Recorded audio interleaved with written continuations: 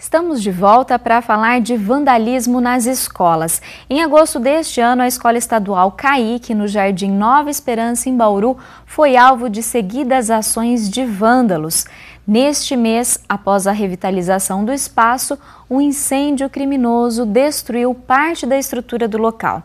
Episódios como esses não são raros na cidade e levantam questionamentos sobre os motivos dessas ações, que muitas vezes envolvem os próprios alunos. Para discutir esse assunto, nós recebemos hoje aqui no estúdio a professora Márcia Reis, pesquisadora do Departamento de Educação da Unesp. Professora, muito obrigada pela sua presença. Eu que agradeço. Professora, a gente pode dizer que essas ocorrências de vandalismo são um reflexo das relações que são estabelecidas no ambiente escolar? Sem dúvida, essa é uma forma interessante de começar a entender um problema tão complexo como esse. De fato, a ideia toda do vandalismo, ela tem inclusive uma origem histórica bastante interessante, que é a ideia de pessoas que vão vandalizar, ou seja, seria simplesmente deteriorar ou destruir algum tipo de patrimônio que não lhes pertence, que não tem um caráter de jamais poder ser parte da possessão ou da propriedade dessas pessoas. Então, o vandalismo ele seria um pouco fruto de um processo bem mais complexo chamado violência. E essa violência, muitas vezes decorrente de processos de uma desigualdade social muito grande, ela em parte é explicada e pode ser compreendida quando grupos, na calada da noite, invadem uma escola, deterioram. E em alguns casos a gente vai perceber que não é o vandalismo tão puramente como um processo de delimitação de um espaço, mas muitas vezes uma busca por diminuir um pouco da desigualdade social, representada em alguns momentos por desigualdade de acesso a alguns bens, sejam eles eletrônicos, sejam alimentos, posses ou algum tipo de diferenciação que essa comunidade ou parte dessa comunidade, por exemplo, não possui. Então, alguns grupos que estão ali fazendo e fazem parte dessa comunidade acabam então vendo na escola um dos lugares tanto para poder delimitar esse espaço e dizer nós existimos, estamos aqui, como também no processo todo de diminuir essa grande desigualdade social. Porque você não pode falar de vandalismo por si só, porque ele é simplesmente reflexo de processos bem mais complexos do que a gente chama de violências, inclusive no plural. Nunca vai ser um ato isolado, então, desse contexto? Não, não, jamais. Se a gente tratar de uma forma isolada, a gente não vai conseguir resolver o problema. Então, ele é sintoma de alguma questão bem mais abrangente. Tem estudos clássicos, por exemplo, de um teórico francês, Bernard Charlot, que a gente usa bastante para poder compreender desde os anos 70 e final dos anos 60, 1960, 1970, nos arredores da França, e que foram muito utilizados no Brasil, inclusive sob orientação da própria Unesco, para resolver problemas de violência na periferia de grandes cidades como Brasília, São Paulo, Belo Horizonte, Recife. E a gente percebe que não é diferente do que tem ocorrido, né, nesses fatos que a gente sempre lamenta em Bauru. Por quê? Porque você tem exatamente um contexto de um certo alinhamento. A escola ela sempre funciona como um espaço que não pertence à comunidade. Normalmente os professores não são professores, pessoas, né, que moram na comunidade. A gestão, a direção também costuma ser alheia a essa comunidade, então ela vem somente para poder trabalhar algumas horas. Por mais que a gente tenha esse envolvimento, a escola sempre vai parecer um lugar diferenciado. E é de fato um lugar diferenciado. E esse lugar mais completo, esse lugar que em tese deveria funcionar como um momento no qual essas distintas famílias, essas distintas formas de desigualdade social pudessem se encontrar e promover a mudança e a transformação social, se não envolvido num projeto que a gente chama de um projeto pedagógico, ela realmente fica como um espaço alheio a essa comunidade.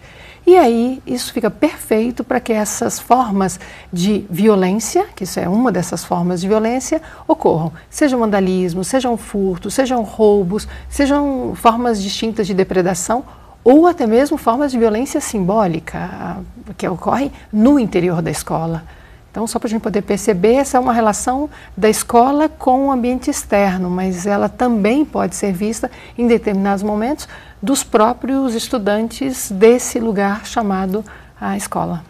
E professora, nas suas pesquisas, né, pela sua experiência, você já obteve resultados muito positivos a partir de mudanças estruturais como essas, né? Sem dúvida, elas são parte sem dúvida nenhuma, de um lugar chamado gestão da prática pedagógica.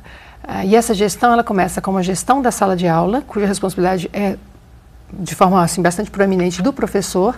Ela tem uma gestão tanto quanto intermediária da coordenação pedagógica, da coordenação administrativa e da direção.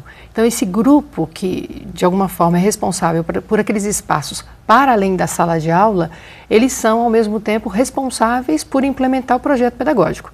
O projeto pedagógico nada mais é que um documento, uma espécie de carta magna, uma carta de intenções que toda e qualquer escola tem. E é ali que estão colocados a missão, os projetos mais importantes, as formas de interação dessa comunidade com a escola e da escola com essa comunidade.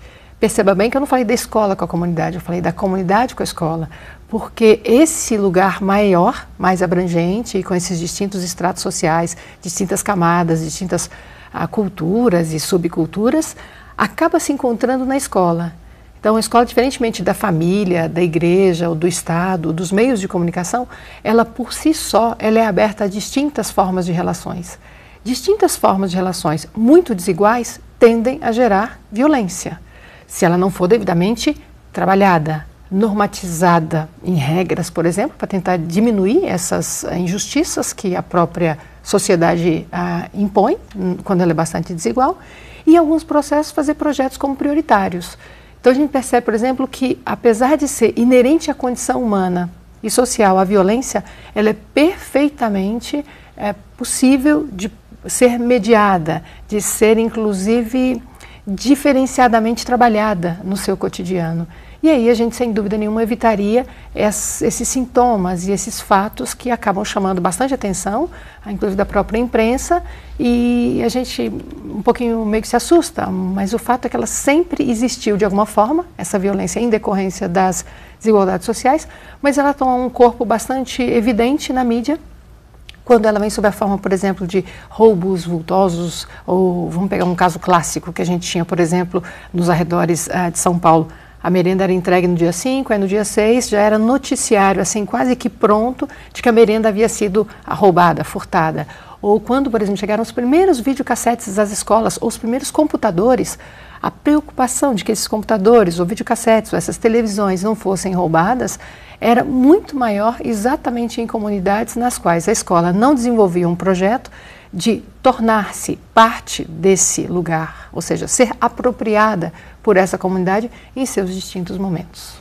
Ou seja, é preciso um esforço conjunto, né, professora? Sem dúvida, coletivo, e a gente sempre ressalta esse tipo de questão. A gente tem duas experiências bastante interessantes em Bauru e provavelmente a gente possa conversar um pouquinho mais longamente sobre isso quando essas comunidades quiserem tratar do tema. Em regiões periféricas da cidade, em que, por exemplo, a gestão que chegou à escola, a primeira coisa que ela fez foi diminuir o tamanho dos muros.